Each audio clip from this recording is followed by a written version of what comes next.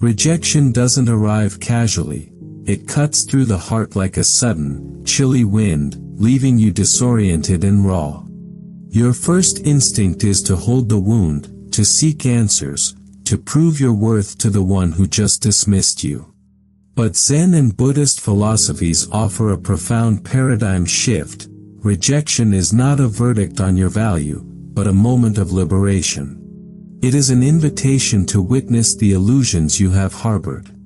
When someone closes the door on you, your most powerful response isn't to plead for it to open. It is to return the rejection with silent dignity. What they never see coming is not an attack, but a radical withdrawal of your energy, a graceful detachment that shakes their ego from within. The mirror effect: why rejection isn't about you. When rejection strikes, the loudest voice in the room is often our own ego. It immediately whispers a destructive narrative: I was not enough. I was too much. If only I had done something differently, they would have stayed. But here is where we must pause and invite the wisdom of Zen to clear the smoke.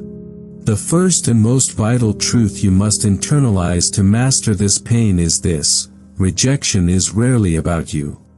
It is a profound, often unconscious, confession of the other person's internal state. In Buddhist philosophy, we understand that every individual is navigating the world through the lens of their own karma, their accumulated experiences, deeply rooted fears, unhealed wounds, and conditioned limitations. When you stand before someone with absolute sincerity, offering your loyalty, your unprotected heart, and your authentic presence, you become a mirror. If that person is secretly battling a fear of vulnerability, your openness will absolutely terrify them. If they are subconsciously convinced they do not deserve profound love, they will actively sabotage it when it arrives. They are not rejecting your worth, they are rejecting the reflection of their own unreadiness. They simply do not have the emotional or spiritual capacity to hold the depth of what you are offering. Imagine pouring a vast, boundless ocean into a tiny, cracked teacup. The teacup will inevitably overflow, not because the ocean is flawed or overly abundant, but because the vessel itself is simply too small and broken to contain it. When someone walks away from you, they are essentially admitting that they are a cracked vessel. They are intimidated by the vastness of your ocean. To internalize their departure as a personal flaw within yourself is to misunderstand the nature of the transaction entirely. This brings us to the concept of the mirror effect in modern psychology, which aligns perfectly with ancient Eastern wisdom. People project their unresolved inner conflicts onto those closest to them. When they suddenly turn cold, shift their energy, or build an impenetrable wall of silence, it is often an automatic defense mechanism. Their ego feels threatened by your light, by your truth, and by the accountability that naturally comes with a genuine connection. Therefore, they must retreat to the safety of their familiar shadows. Once you grasp this reality, the heavy cloak of inadequacy falls from your shoulders. You stop asking the painful question, "What is wrong with me?" and you begin to realize, they are simply running from themselves. This realization is the ultimate gateway to your freedom. You see that the universe is not punishing you by closing this door, rather, it is actively protecting you. It is a cosmic redirection. The universe recognizes that your frequency has outgrown theirs. It is clearing the path, removing those who would only serve as anchors, dragging down your spiritual evolution. Do not attempt to shrink your ocean just to fit their fragile teacup. Do not dim your vibrant light so they can look at you without squinting. Let them go. By understanding that their rejection is a reflection of their own limitations, you immediately take back your power. You reclaim your peace. You realize that their inability to see your value does not decrease your worth by a single fraction. In fact, Their departure is the very catalyst required for you to step fully into your authentic power, preparing you for the connections that are truly meant to resonate with your soul. The Art of Graceful Detachment. When the painful reality of rejection sets in, our most primal, deeply ingrained human instinct is to react. The ego, feeling bruised and diminished, immediately demands a defense. It screams at us to fix the situation, to explain ourselves, to send one more text message, to demand closure, or to forcefully prove our worth to the person walking away. We mistakenly believe that if we just find the right words, if we just try a little harder, we can make them see what they are losing. But in the realm of Zen and spiritual awakening, reacting from a place of wounded pride is the very mechanism that prolongs our suffering. It is a trap. When you fight against rejection, you are unknowingly handing your power over to the person who just discarded it. You are feeding their ego while starving your own soul. The path of mastery, therefore, is not found in resistance, but in the profound and quiet practice of graceful detachment. This is arguably the most difficult, yet most transformative, step you will ever take. Graceful detachment is not about acting cold, seeking revenge, or employing manipulative psychology to make them miss you. It is entirely devoid of malice. Rather, it is the highest, most ultimate expression of self-respect. It is the conscious decision to withdraw your sacred energy from a space where it is no longer honored, celebrated, or recognized. Imagine your attention and your love as a rare, invaluable currency. Why would you continue to spend it on someone who has declared themselves bankrupt in their ability to receive it? In modern terms, we often hear this referred to as going no contact, but the Zen approach takes this a step further. It is not merely physical silence, it is an energetic withdrawal. It means stepping back gracefully. When they take one step back, you do not desperately lunge forward to close the gap. Instead, you match their distance.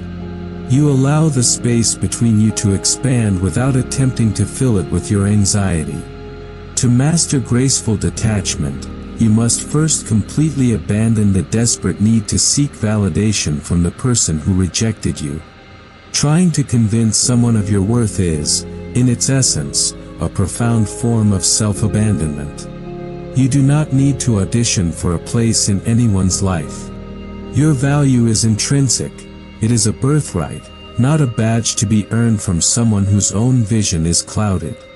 When you stop trying to convince them, you stop fighting against the current of reality. Consider the nature of water, a frequent teacher in Zen philosophy. When water flows down a mountain and encounters a massive boulder blocking its path, it does not argue with the rock. It does not crash against it repeatedly, demanding that the rock move out of the way. Water simply accepts the obstacle and gracefully flows around it, finding a new path, ultimately reaching the ocean regardless of what stood in its way. You must become like water. When someone places a wall of rejection in front of you, do not bruise your knuckles beating against the stone. Bow to the lesson, turn gracefully, and flow toward the spaces where your presence is naturally welcomed. The profound power of this quiet retreat is something the rejecter rarely anticipates. People who reject others, especially those driven by ego or avoidant tendencies, subconsciously expect a reaction. They anticipate the chase. They are braced for your anger, your tears, or your pleading. Your predictable reaction provides them with a comforting sense of control and superiority. It validates their decision to leave. But when you offer them absolutely nothing, no anger, no begging, no paragraphs of explanation, you completely rewrite the script. You deny them the emotional reaction their ego is hungry for. By walking away in total silence, you leave them standing in a void of their own making. You do not punish them, You simply allow them to experience the unedited, raw reality of their choice. They asked for a life without you, and through graceful detachment, you give it to them in its absolute entirety. You remove the warmth, the support, the listening ear, and the steady loyalty they secretly relied upon. This silent withdrawal is devastating to an unhealed ego because it communicates a singular, unshakable truth: I am entirely whole without you. It demonstrates that your emotional foundation is built upon your own self-love, not upon their fragile acceptance. Graceful detachment is the moment you reclaim your throne. You stop looking at the closed door and finally turn around to see the vast, open world waiting for you. The echo of silence, how their mind betrays them. When you successfully execute the art of graceful detachment, you set a profound psychological process into motion within the mind of the person who rejected you. You do not have to lift a single finger, scheme, or plot revenge. The silence you leave behind is not empty, it is an active, heavy, and resonant force. As Zen masters teach, silence is often the loudest truth of all. By removing your presence, you leave them alone with their own thoughts, and slowly, systematically, their own mind begins to betray them. This psychological collapse unfolds in three distinct and predictable phases. Phase 1, the hollow victory. When the door first closes, the rejecter rarely feels the weight of their decision. In the immediate aftermath of walking away, their ego is heavily shielded by a false sense of superiority and control. This is the stage of the hollow victory. They have initiated the separation, and in doing so, they have subconsciously placed themselves on a pedestal of perceived power. In modern psychological terms, especially within avoidant attachment styles, this initial phase is marked by profound relief. The pressure of intimacy, the demands of a deep connection, or the mirror of accountability that you provided has suddenly been removed. They breathe a sigh of relief, convinced that they have made the right choice for their own autonomy. During this time, they are fully expecting you to play a specific, predictable role. They anticipate the barrage of messages, the desperate pleas for closure, or the angry outbursts that usually follow a rejection. Your expected chaos is the very fuel their ego needs to validate their decision. If you chase them, you prove that they are the prize and you are the beggar. But because you have chosen the path of graceful detachment, their anticipated victory is instantly hollowed out. You have denied them the validation of your pursuit. The silence you offer is not what they wrote into their script, and this unexpected deviation plants the very first, imperceptible seed of doubt in their mind. They feel triumphant, yet strangely unfulfilled, standing atop a mountain of their own arrogance with no one watching below. Phase 2, the unsettling calm. As days stretch into weeks, the relief they initially felt begins to curdle into an unsettling calm. The universe has a profound way of utilizing emptiness to force self-reflection. When you remove your energy completely, you create a massive vacuum in their life. Nature abhors a vacuum, and so does the human mind. At first, they might try to fill this void with endless distractions, new superficial connections, busy work, or empty entertainment. But your silence is heavy, and it begins to echo loudly within the quiet walls of their mind. This is where the psychological tide definitively turns. Their ego, starved of the reaction it desperately craved, becomes deeply confused and eventually, deeply insecure. They wonder, why aren't they reaching out? Did I mean so little to them? Have they already moved on? The narrative they constructed, that you would be devastated without them, collapses entirely. Your total silence acts as an unyielding mirror. Without your presence to soothe them or your dramatic reactions to distract them, they are left with nothing but their own reflection. They are forced to sit in the quiet aftermath of their own impulsive behavior. It is often during this unsettling calm that they begin to quietly seek you out in the shadows. They might monitor your social media, ask mutual acquaintances about your well-being, or look for any subtle sign that you are secretly suffering. But when they find nothing but your continued peace and forward momentum, the mirror reflects a harsh truth: their departure did not destroy you. In fact, it seems to have set you free.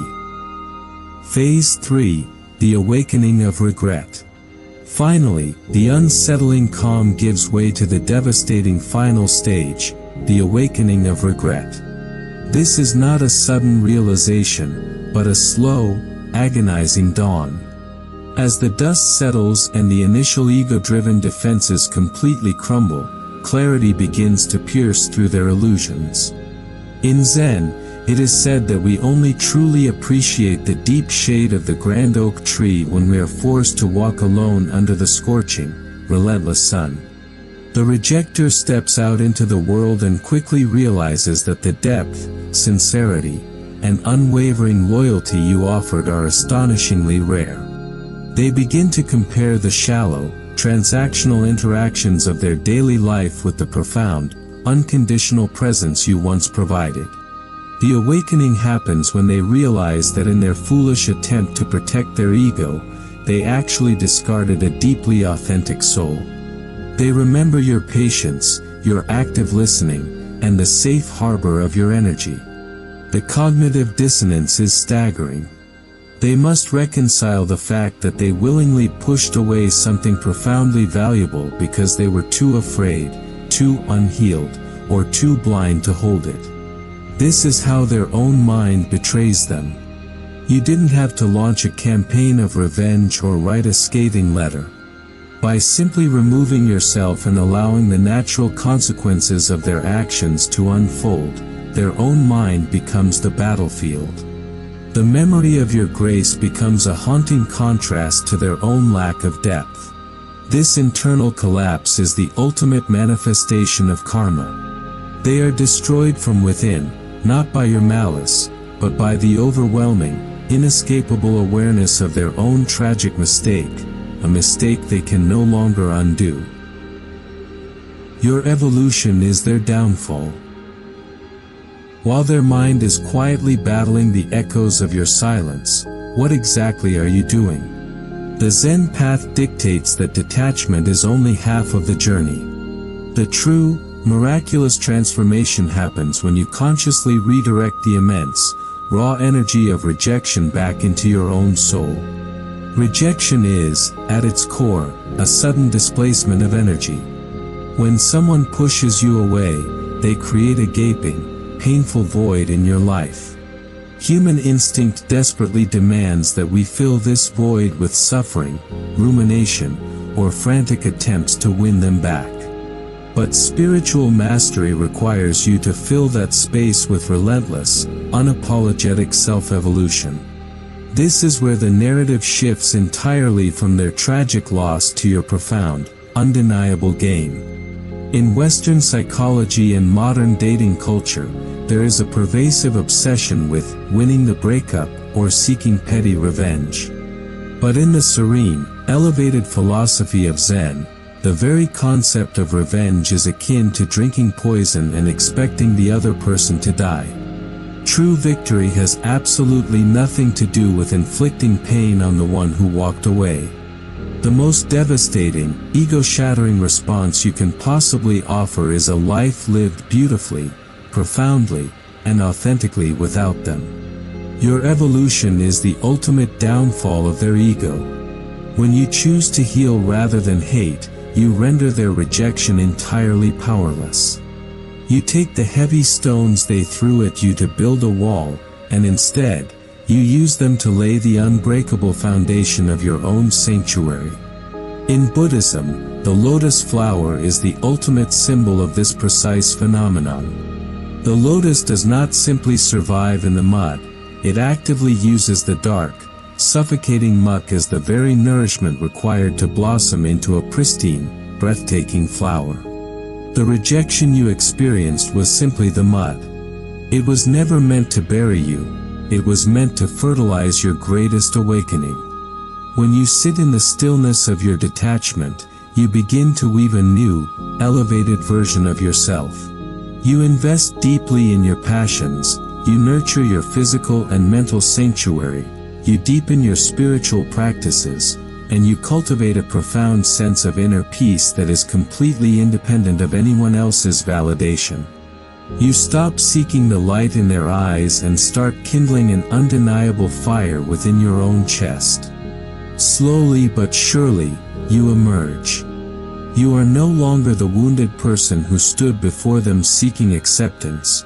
You have become someone entirely self-sourced and radiant. Eventually, and they always do, the person who rejected you will look back. Whether driven by curiosity, nostalgia, or the creeping regret we discussed earlier, they will inevitably check on your progress. Their ego expects, and secretly hopes, to find you exactly where they left you, stagnant, heartbroken, and perhaps a little bitter. They want to see that their absence has left a permanent, crippling scar on your life, validating their sense of self-importance. But what they witness instead is an absolute paradigm shift. They see you glowing with a quiet, impenetrable confidence. They see you thriving in your purpose, surrounded by genuine love, or simply existing with a deep, unshakable serenity. This observation triggers what can only be described as a complete ego death for the rejecter. The cognitive dissonance is absolutely shattering. Their mind struggles to comprehend a devastating truth. I rejected someone who was destined for greatness, and my absence did not hinder them, it actually accelerated them. They are forced to realize that you were a rare diamond, and they were simply a person who lacked the vision to understand the value of precious stones. They tossed you aside, expecting you to remain lost in the dirt, only to watch the universe polish you into absolute brilliance. At this exact moment, the power dynamic is forever and irrevocably altered. Your evolution makes them feel profoundly small, not because you are acting arrogant, but because your brilliant light naturally exposes their lingering shadows. They are struck by the agonizing knowledge that they once had intimate access to the most authentic, loyal version of you, and they foolishly threw away the key. They cannot claim any credit for your rise, and they cannot return to the throne they willingly abandoned. Your elevation becomes the silent, undeniable proof of their tragic misjudgment. Their downfall is not a dramatic ruin orchestrated by you. It is the quiet, suffocating weight of knowing they let go of a masterpiece because they were simply too blind to read the canvas. Letting karma do the heavy lifting. To reach the highest level of spiritual maturity in the face of rejection, we must surrender our deep-seated human desire for control. When someone wrongs us or discards us coldly, the ego screams for justice. We want to be the architects of their regret. We want to orchestrate the exact moment they realize their mistake, hoping to witness their remorse firsthand. But this desperate need for vengeance, even in its most subtle forms, is an anchor that keeps you tied to the very person who hurt you. It tethers your precious energy to a ghost. Zen and Buddhist teachings offer a radically different approach, stepping back and letting karma do the heavy lifting. Karma is often misunderstood in Western culture as a cosmic system of crime and punishment, a mystical judge handing down sentences. In truth, karma is simply the universal law of cause and effect. It is the inescapable physics of spiritual energy. Whatever energy you emit into the world must inevitably return to its source. When someone sends out the energy of dismissal, callousness, unappreciation, or betrayal, they are not just hurting you, they are planting seeds in their own spiritual garden. You do not need to water those seeds with your anger or your tears. The universe operates on a flawless accounting system. When you attempt to force closure or inflict pain in return, you interrupt the natural unfolding of their karma. You insert your own chaotic energy into a process that was already handling itself perfectly. But when you completely release the need to punish them, you step out of the karmic cycle entirely. You hand the burden of their actions back to where it belongs, squarely on their own shoulders. Letting karma do the heavy lifting means trusting that the universe has witnessed the transaction. It means understanding that the pain of losing a genuine, loyal person like you is a delayed onset consequence. It may not hit them today, or next week, but energy never loses its way home. Your only responsibility in this cosmic equation is to keep your own energy pure. By refusing to stoop to their level of unconsciousness, you protect your own peace. You walk away with clean hands and a clear heart. You realize that you do not need to teach them a lesson because life itself is the ultimate, uncompromising teacher. Their own emotional maturity, or lack thereof, will be the instrument of their awakening. Releasing this control is not a sign of weakness, it is the ultimate demonstration of faith. It is the profound relief of knowing that justice is not your job is simply to heal, to rise, and to remain radically open to the beautiful things that are actually meant for you. Conclusion: walk away in peace. In the end, returning their rejection is not an act of warfare, it is an act of profound self-love. It is the quiet, unbreakable promise you make to your own soul that you will never again beg for a seat at a table where you are not fiercely valued. When you face rejection with the stillness of Zen, you strip the experience of its power to diminish you. You understand that their inability to see your worth is their tragedy, not yours. By embracing graceful detachment, allowing the echo of silence to do its work, focusing intensely on your own radiant evolution, and trusting the flawless mechanics of karma, you transform a painful ending into a magnificent beginning. You become untouchable. The rejection that was meant to break you simply becomes the chisel that sculpts you into your highest self. So, if someone has recently closed a door on you, do not knock. Do not peer through the keyhole. Bow slightly to the lesson they provided, turn your back, and walk away in absolute peace. Keep your head high, your heart open, and your spirit completely untethered. You have not lost anything that was truly meant for you, you have simply been liberated from what was holding you back. If this message brought you peace and clarity today, let this be the moment you reclaim your power. Remember, your journey to inner peace is entirely in your own hands. Walk forward in light, walk with unshakable dignity, and until next time, keep cultivating the beautiful stillness within.